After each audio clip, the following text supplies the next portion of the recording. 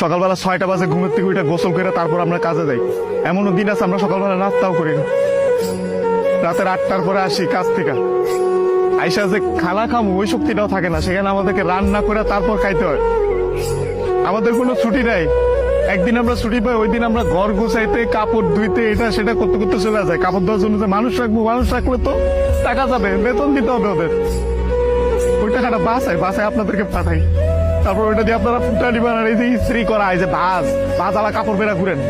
আর এই যে কাপড়, আমরা কাপড় পরতে পারি না ওইখানে। এই যে এখানে দেখেন না ভালো ভালো কাপড় পরে ঘুরতেছি, এটা খালি আব্বা আম্মা আত্মীয় স্বজন দেখে ভাবে যে অনেক সুখে আছে। ওখানে তো জামা কাপড় পরার টাইমই পাই না আমরা। কখন জামা কাপড় পরবো? সারাদিন তো ইউনিফর্ম পরেই থাকা লাগে। রাতের বেলা খাওয়ার পরে এই যে 5টা মিনিট মা বোন বাপের সাথে কথা বলি, ওইটাই আমাদের জীবনে সারাদিনের সুখ। সারাদিন কষ্ট করে ওই যে 5টা মিনিট মায়ের সাথে কথা বলবো, এটার জন্য 16 ঘন্টা 18 ঘন্টা করে আমাদের চাকরি করা হয়। বুঝবেন না আমাদের কষ্ট। আমরা হয়েছে পৃথিবীর সবচেয়ে বড় মৃত্যু, কারণ আমরা উঠতে উঠতে মিথ্যা কথা বলি। মা যখন জিজ্ঞেস করে বাবা খাইছস না,